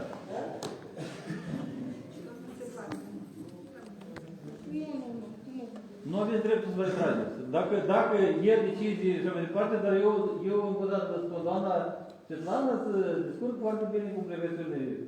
Lumea care la distanță le vede altfel, dar o să convine parcurs că femeie este o femeie foarte bine organizată. Mulțumesc, domn Tănase, dar... Nu este bine, ascultați, domnul, da. Așa responsabilitate. Ok, trecem mai la următoare. Întrebarea nu a fost o ordine de zi. Asta e o întrebare serioasă. Punem președinte, putem ce dialog. Nu. Chiar vă rog, luați-mă pentru prima.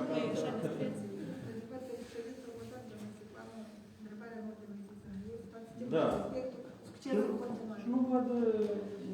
Următoarea întrebare de ordine de zi este cu privire la acordarea ajutorului pentru serviciile hoteliere. Deci, din discuțiile care le-am avut cu patronii hotelului și pensiunii din Ecorei, ei suportă și țin piept zilnic la criza cu refugiații și o propunere din partea Comisiei ar fi bine acceptabilă și suport susținută de către noi, ca din fondul de rezervă și aici Direcția Finanțe să vină cu interpretarea la ședința următoare. Ca idee ar fi bine, deci ei sunt în evidență atât a celor cazați, dar aici să nu dublăm că este și Comisia Municipală. La fel sunt cheltuielile de cazare și ei pot să vină argumentat în demers cu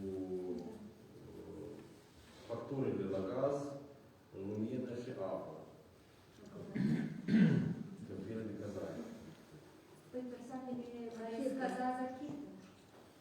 Deci sunt două, din informația pe care o cunosc eu, sunt două entități economice care nu percep bani pentru cazare. Dar au... Oficial nu avem nicio adresare. Deci știți de care fac plăți, de impozite. Da, când o să documentăm. Din discuțiile care le-am avut, din câte le-am avut noi astăzi, ei fac aceasta din bună credință și voluntară. Dar când s-au lovit cu un flux foarte mare de refugiați, ieri chiar am intervenit din cadrul unui fond pentru a ajutora cu lemne, deoarece s-au epuizat resursele de lemne. Deci ei se confruntă zilnic cu problema resurselor financiare și poate chiar și de nuanță de psihologică, deoarece zilnic, non-stop, sunt apelați de către refugiați. Și eu cred că ar fi normal și uman ca Comisia Raională Stațională să ia o atitudine corectă și compensarea careva plăți pentru aceste agenții economice care sunt piept aceste 7 zile. Eu, dacă îmi dați voie, nu am ceva împotrivă, atât că am o întrebare. Cine să monitorizeze și ne dă un document prin care să confirmă faptul că persoanele nu are țară? Adică au stat pe gratis, acolo un punct la nu, o secundă, dar dați noi putem aici să luăm factura, de exemplu, la gaz, lumină. Dar noi nu știm persoanele care s-au cazat, au achitat sau nu au achitat. Cine o să constate lucrul ăsta? 1. 2. Regulamentul fondului de rezervă, eu vorbesc în limbajul da, în cadrul legal. Permite cheltuielile, eu să dau citiri, îmi cer scuză, lichidarea consecințelor calamității, adică nu prevede Noi când am avut criza pandemică, primul val, s-a compensat alimentația la cei cazați la tablă de vin. Eu cred că această modalitate se va discuta în cadrul direcției fiscale și... Noi vorbim despre persoane care erau angajați a statului. Acum noi vorbim despre... Noi suntem de acord să acordăm asistență la cei care au ținut pierd. De exemplu. Sau nu? Deci astea poate fi deja ca posibil. 50.000 de lei, 10.000 de lei, 20.000 de lei, independență. Da, da. Dar în dependență și din demersurile care o să pornire de la ei. Adică ei singuri duc evidența la... Da, poate să faci să ocupe, de exemplu, două sorini care faci parte din ceva de criză. Eu, cazatul guvernul, Dar și lucrat. Recunosc o propunere judicioasă care merită a fi compensată și sigură. Propun din următoarea ședință încheie să-i să o pregătim cineva să ne facă un raport cu argumente, când e vorba de bani, îi deschid foarte atent. Pentru că bata vine cu de fonduri. Și eu am văzut și eu produc caotic. Eu, ca și concept este dreptate, dar ca și mecanism trebuie să o pregătim. Dar ce luați voi în mâna voastră? Da. Nu față de dumneavoastră. Nu este un organ care poate să rezolve probleme financiare. Noi venim cu propuneri. Dar propunerile noastre să fie argumentate așa cum s-a spus, documentate. Dacă demers, elementar, demersuri, pe care noi să le examinăm, dar noi nu avem atribuții legale. Da, atribuția legală ca să rezolvăm problema. Să propune Consiliul Regional să examineze posibilitatea să facă formule. Dar nu mai întâi trebuie corect, a spus. Drept, mai întâi să vină demersurile din partea lor. Din partea lor și urmă să vină și să-i și argumenta. Eu sunt rezervați și ei, adică ei zilnic au cheltuieli și psihologic sunt epuizați. Noi în Comisie Situații Excepționale Naționale să găsească un mecanism de cifre, că noi avem și persoane fizice care întrețin, adică au căzat la dăși acasă 9-10 persoane. Și cu regret, la moment, statul a prevăzut finanțarea doar a centrelor de plasament. Nici de cum nu compensarea, fiindcă de pildă o persoană fizică, o familie, să zicem, da? Îi ține o săptămână, îi ține o lună, dar noi nu putem spune care și ce posibilități financiare are de a întreține oamenii așa.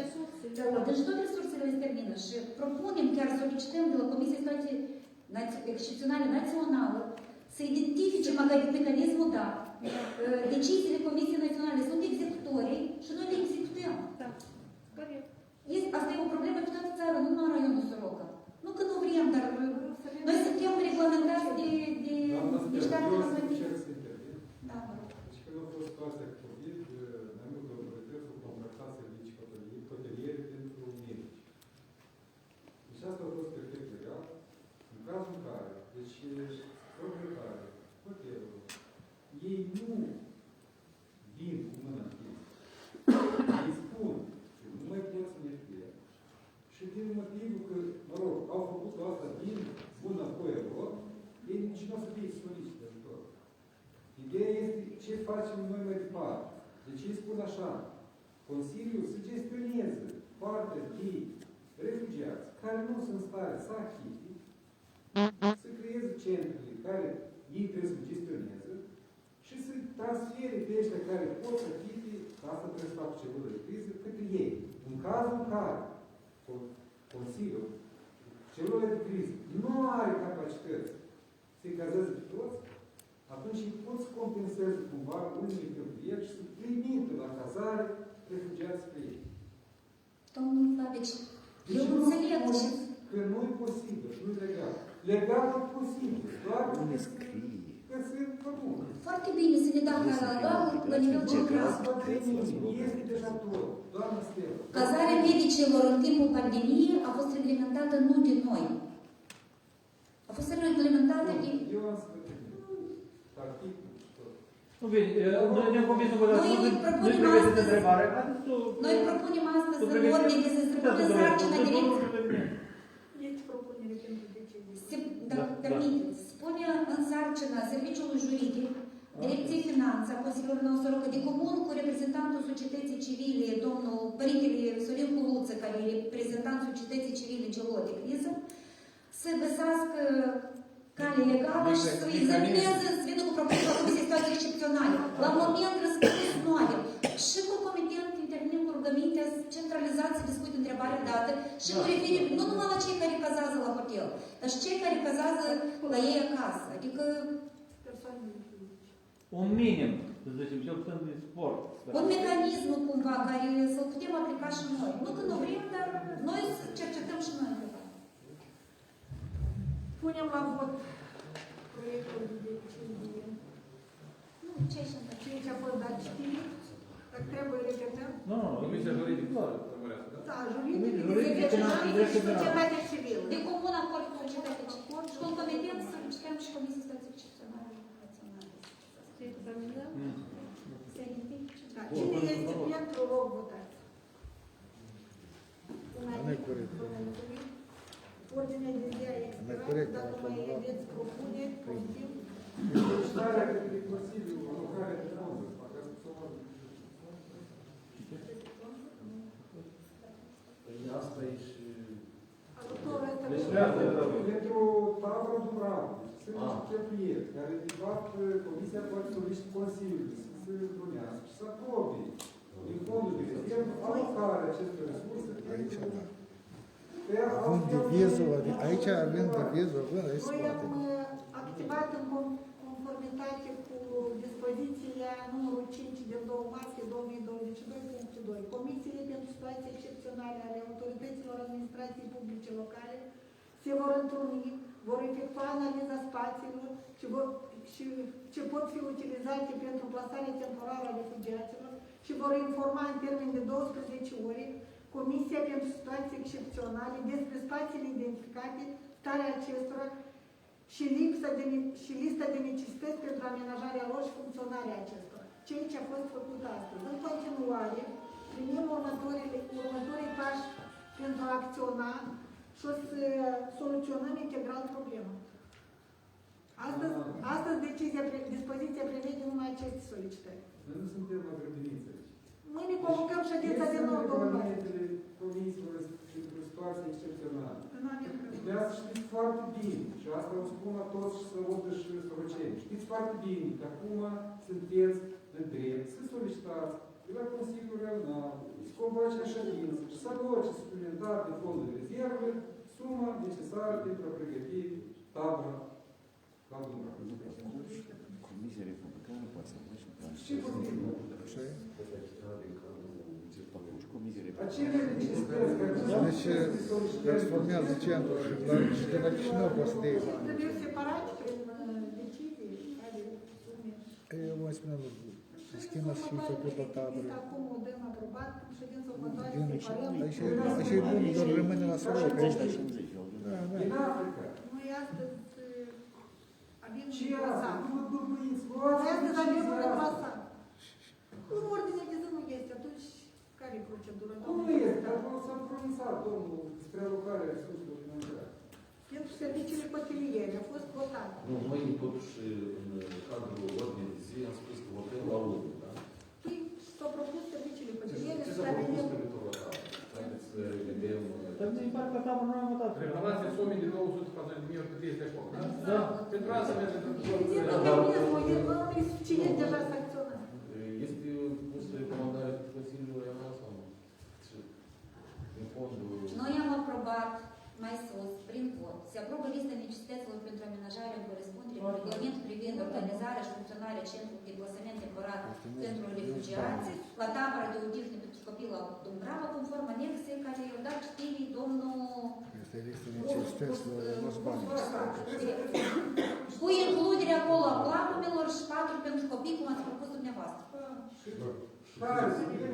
Condiționere 8 bucăți, lucrări de montare a condiționerilor, cablu electric 3507 lei, Listă necesităților, nu bani.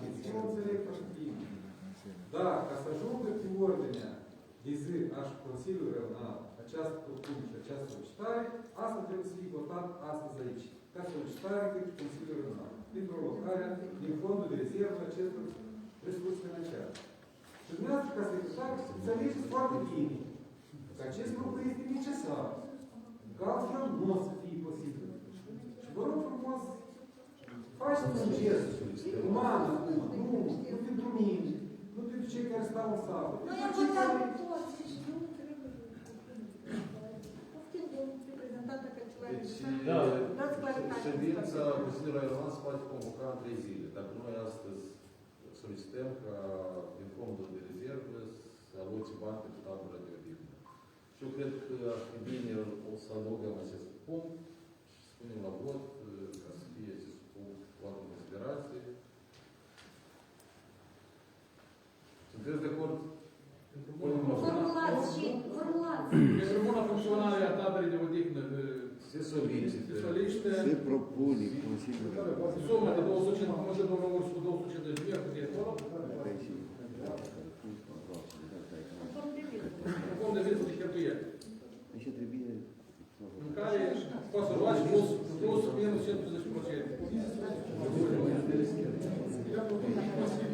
Luând în considerație situația excepțională și criza refugiaților. Stați puțin.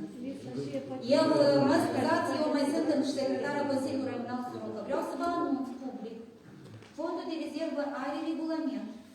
Și în regulamentul fondului de rezervă, așa cheltuieli nu sunt prevăzute. Dacă dumneavoastră decideți... Stare excepțională sunt prevăzute. Domnul Vecislav Burlacu, șeful celui cancelar de stat. Dacă îmi dați voi, eu vă dau... Haideți să lăsăm... Dumneavoastră, dacă decideți acum, eu țin asta procentul verbal și noi propunem asta și propunem asta în ședință către Consiliul. Și facem cu întrebarea care mai sus am votat, solicităm... Deci adăugăm punctul dat către necesitate de urgență, se solicită în legătură cu necesitate de pregătire, tabără de drag, pentru a fi... Se solicită de a aloca suma de 215.000. Dar nu puneți suma, puneți mai bine conform devizului și necesităților, că mâine poate să fie altă sumă la devizul ăsta. Da, la moment. Mai bine puneți conform necesităților și devizelor prezentate de asta.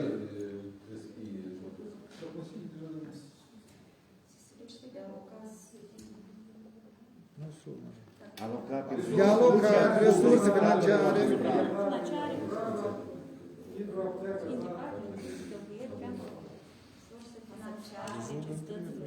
Și de mine.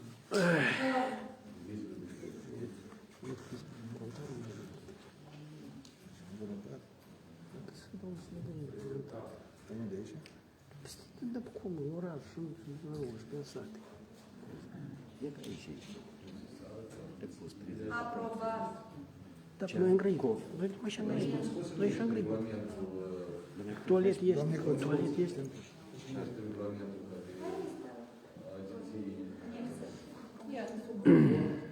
E anexă numărul 1 și numărul 2, regulamentul aprobat pe ordinul Ministrului Muncii și Protecției Sociale.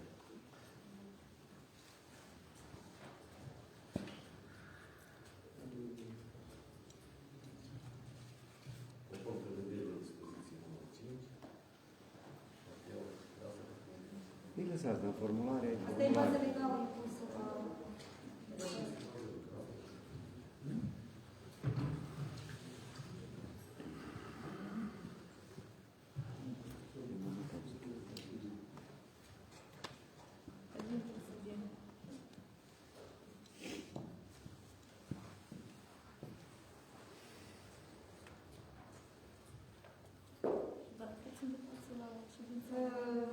Se solicită de a aloca resurse, propune, nu se solicită.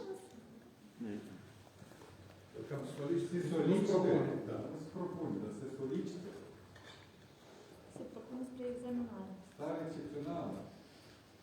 Se solicită de a aloca resurse financiare conform devizului de cheltuieli.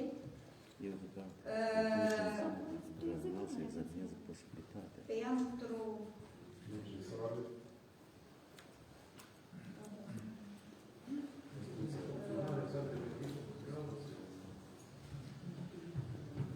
noi în punctul 2 am aprobat lista necesităților pentru amenajare. Conform punctul 2 din prezentul dispozitiv. Așa.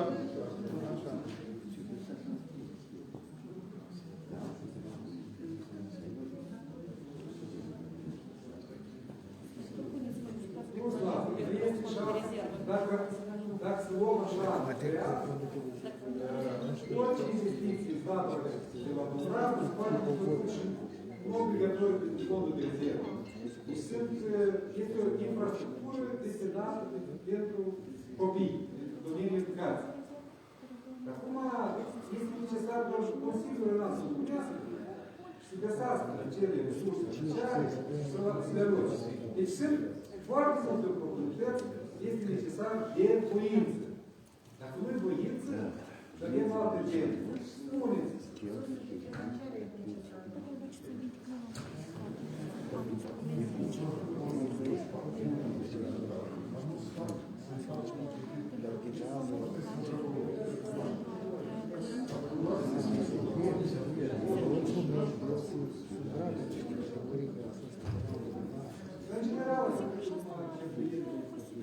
Doamna președinte, conform... Asta vine inspecția financiară.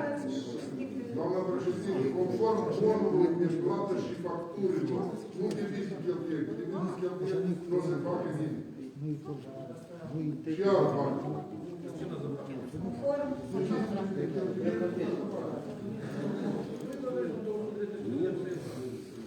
Dar orice achiziție care faci la moment, să faci de la cheltuieli. Serviciile de lucrare conform facturilor.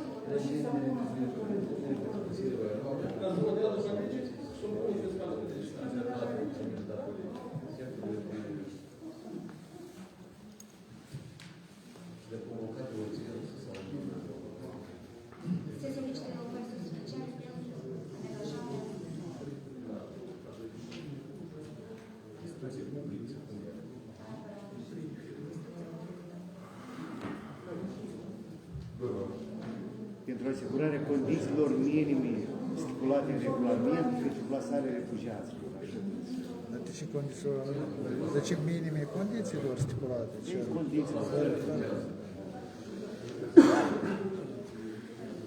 O întrebare, se poate? Nu o întrebare, dar o propunere. Adică, avem foarte mulți voluntari care ajută cu transportul, care aduce produse alimentare, care, ați văzut și dumneavoastră, care oferă condiții de trai. Dar din partea comisiei și a celulii n-am auzit nici astăzi și anterior au fost ceva menționat că se va lucra cu voluntariat, cu voluntari, dar nu se face lucrul acesta. Este totul haotic. În hoteluri s-a dus și au nevoie de apă, să zicem, s-a dus și pampersuri. Au nevoie de pampersuri, s-a dus și apă. Și se grămădesc acolo lucruri care nu sunt trebuințate într-un loc, dar sunt necesare în altul. Și totodată, dați-mi voie să termin până la capăt, și totodată și repartizarea lor se face. Și deja au apărut și pe rețele de socializare, sunt deja de astea, împungături de astea, care așa l-au repartizat nu cum trebuie, așa l-au repartizat în alt fel. Deci eu vă propun ca să luați sub control chestia asta, sau să numiți o persoană care să se ocupe cu organizarea voluntarilor. Până la aceea că se poate de anunțată de ce este nevoie în oraș sau în raion. Este nevoie de condiții de trai, poate nici nu ați avea nevoie de căsuțele astea. Că oamenii sunt în stare și doresc să acorde serviciile astea de trai. Și cineva trebuie să se ocupe cu asta. Eu, din păcate, n-am auzit nici la comisie și nici la celulă lucrurile astea. Și trebuie să fie afișate unde se poate de făcut voluntariatul ăsta. Adică este nevoie de o activitate și un lucru, un segment care trebuie să dirijat. Vă mulțumesc. Dar cine s-a spus? Numai și numit persoane de cazare responsabile. Eu vorbesc de voluntariat. Și voluntari, dar nu voluntari. Nu, spuneți-ne că acum cineva vrea să doneze cuiva. Unii poate să apeleze. Unii să apeleze. Apoi de anunțați lucrul ăsta. Cineva trebuie să lucreze cu chestiile astea. Nu este.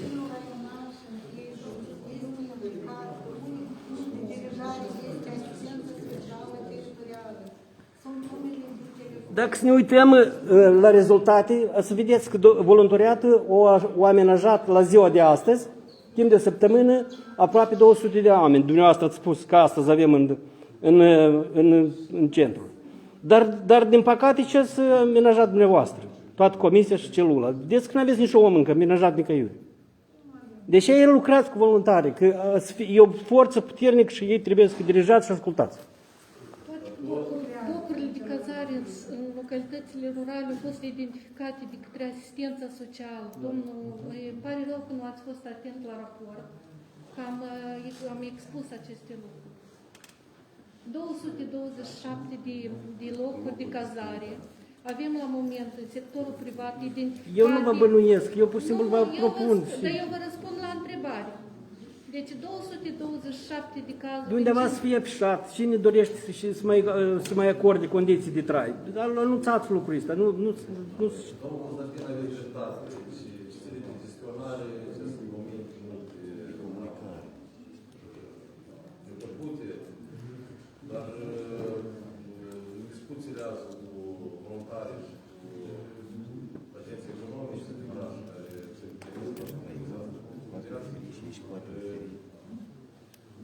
s-a ținut cont în cadrul crizei responsabili de domeniul de voluntariat, responsabili de domeniul de cazare, de transport. Deci ei identificat problema și ține de transport. La capitolul transparență și ține de linia verde și ține de contul pus de Ministerul Finanțelor, adică avem două linii verzi. Un telefon 0801257 și alt telefon este 0800 0800 Și Ministerul Finanțelor a deschis conturi pentru colectarea dumneavoastră în valută euro, în valută lei și dolari.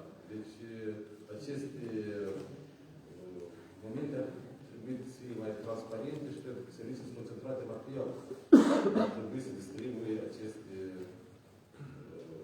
linii verzi, care este și o pagină unde se registrează voluntari și acest moment este ușurător pentru noi. Noi astăzi au fost în fel blamați de către agenții economici și voluntari. Ei nu pot rezista fluxului foarte mare de refugiați. Voluntarii aduc foarte bine. Nu, dar păi faci de stări și zic, trebuie să luați controlul lor. Noi o să învățăm să fie voluntari. Înainte să implicat, să aduc aici, trebuie să fie care unde aduc. Adică ce informații aveți dumneavoastră cu locurile de cazare, care sunt deja ocupate, poate ei au câteva informații, adică toate mâinile jos. Avem reprezentant voluntarul, dar cu linia verde și posibilitățile de a aloca careva bani sau... Domnul Luță, dar ce se aude cu ajutoarele umanitare care sunt colectate la sens social?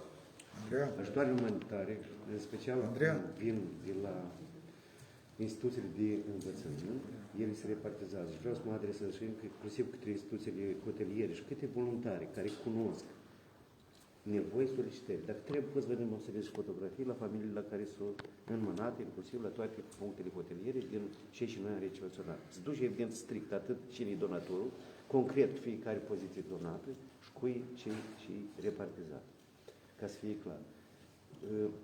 Înțeleg că sunt familii de refugiați care într-adevăr au nevoie. Pentru că așa și-au fost acordat sprijinul pentru familia cu dupleți născuți, alte familii cu copii. Noi rugăm ca să fie adresări către noi. Telefoanele au fost renunțate, atât telefonul serviciu 225 48. Noi suntem în deplasări la familia respectivă și în dar trebuie adresări. Noi trebuie să cunoaștem mai multe informații. Dar nu facem pur și simplu. Poftim? Se acumulează și avem. Da. Inclusiv cu părintele Sorin azi am convenit, probabil mâine din produsele și ține ulei și așa mai departe și o să fie, pentru că el face, pregătește pentru multe persoane în masă. De asta am gândit. Eu menționați de informație că dumneavoastră nu s-a jucat serolul pentru prăzi și... Nu, mai de astea nu. Nu, n-ați vorbit. Nu avem. Dar cu transportul, domnul Tănase, vă rog frumos mâine. Puneți un responsabil care să organizeze și să fie în legătură cu voluntarii. Ei că dacă i aduc la Soroc, dar asta a fost doleanța lor. Să-i pasați. mai departe. Adică să găsiți un transport să folosiți ori de la, nu știu, Eu trebuie să repet înțeleg că două Soroc, de capacități limitate, nu poate fi și voluntari care Cum? Problema noastră. Formularea trebuie să putem, dacă permite sunteți de acord, se solicită Consiliul Regional Soroca de a aloca resurse financiare pentru instituția publică tabăra pentru copii la Dumbrava pentru asigurarea condițiilor minime pentru cazarea refugiaților. Scoateți cuvântul minime. Eu voi raporta puțin. Pentru asigurarea condițiilor pentru cazarea refugiaților. Domnul Nicuță a propus. Păi nu, eu și dumnealui am spus să scoată. Cine este pentru? Punem la vot, vă rog. Cine este pentru? Mulțumim. Dacă nu mai sunt